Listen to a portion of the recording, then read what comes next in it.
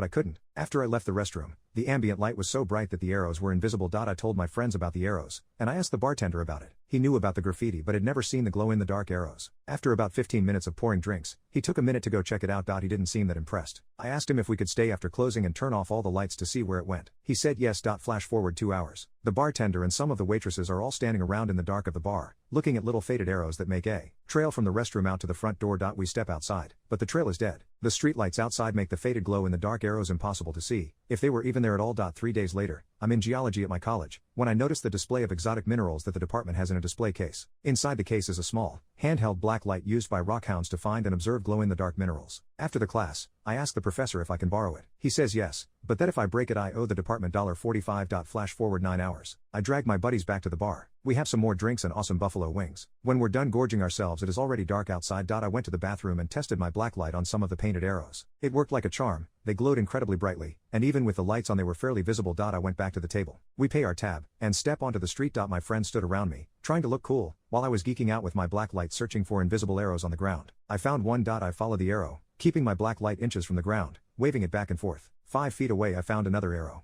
then another, and another still. I was following these arrows down a sidewalk for about 2 blocks. My friends finally loosened up and started speculating on where the hell these arrows were taking us. Finally I got to an arrow pointing us in a new direction. It was a driveway leading to an empty commercial lot of some kind. The lot was surrounded by cyclone fences with aluminum siding. We couldn't see what was inside. The arrows led us around the fence and wall to a gate. I saw a lot of glow-in-the-dark paint under my light, and it took me a few seconds and some swinging of the light to realize we were looking at a giant arrow pointing inside the fence. I guess I should introduce you to my friends now. One was Jeff. One was Dave. Jeff pushed on the gate. It was locked and it rattled terribly in the dark. Dave looked uncomfortable. He took a deep breath, and before he could say what I'm certain he was about to say, "Hey guys, let's just go home." I cut him off. I say, "We hop this baby." Jeff didn't even say anything before he leapt against the gate, getting a firm handhold at the top. Ungracefully, but successfully, he pulled himself to an uncomfortable straddle on top of the gate. I followed suit, leaping at the gate. I didn't reach the top on my first attempt. I put the black light in my pocket and took a running leap at the gate. I got a firm handhold, but I could feel the metal digging into my skin. I made a mental note to get a tetanus shot when this was all over. Jeff helped me up from the top while Dave pushed my legs from underneath. Dave followed next with surprising ease. From our perch on the gate, we could see that the fence surrounded what looked like an old parking lot. Grass and other green things sprang up from the ancient, crumbled asphalt. Immediately below us, on the other side of the fence, was nothing but inky blackness from the shadow cast by the gate from a nearby street lamp. I pulled my black light from my pocket, but from this height, it was useless. To my surprise, Dave was the first one to slide down into the dark. He slid down the fence as low as possible before letting go and taking the final plunge. We heard him stumble, curse quietly, and the stand. "It's okay," he said, "I can see a little. It's just asphalt." Jeff and I dropped down from the fence. I didn't see exactly what happened, but after a lot of cursing, Jeff announced to us that he had busted his knee. After a minute of silent deliberation, he decided we should soldier on. I pulled out my light and quickly found an arrow. We followed a new trail slowly, and it quickly became clear that we were being led to a small shack in the middle of the parking lot. "I know what this is," said Dave. "I think this all used to be a drive-in movie theater. I think that is the concession stand."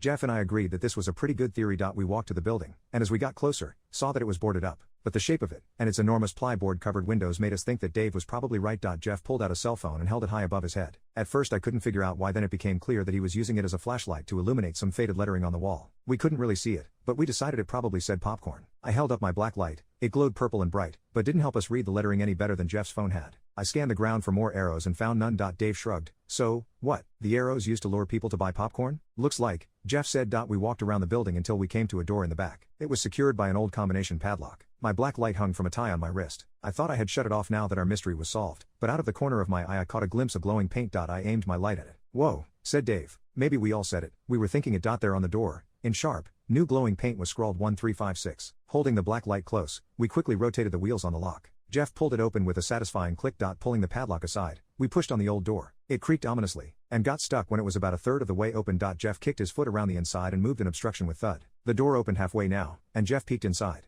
"I can't see anything," he said. I peeked inside the door, shining my black light. It was useless. I cursed myself for not bringing a real flashlight. A black light and a cell phone were not enough to explore in there. "It's useless," I said, as I pulled back from the door. Dave took his turn peering in. Just as I was about to suggest we head back to return another day, I heard a click, and a dim light appeared within the building. "Holy poop," said Dave. I flipped the light switch, but I never thought in a million years that it would work. Jeff said, "Yeah, this place looks like it's been out of use for like 30 years, at least. Look at this parking lot. There are trees in it. Someone's still paying the bills," I said, and pushed on Dave to get him headed into the building. We walked in, and saw a surprisingly clean concession stand interior. There was thin coating of that strange sort of dust that accumulates in the absence of people. The sort of dust you would expect to find in an ancient tomb. The shelves were empty, and a cabinet stood on the far side of the room, doors closed. Dave walked to it and opened it cautiously. Holy, goat fucker, he said. He always had an interesting way with words. I looked past him to see what had impressed him. Jesus, I agreed. We were looking at shelves and shelves packed with candy boxes. But not just any candy boxes, really old stuff. I recognized Cracker Jacks and Hershey's, but the labels were ancient. I dropped my black light on the floor and grabbed excitedly for a giant box of Necco wafers. This has to be worth something, I said. Before I could examine further, Jeff said, dudes, check this out.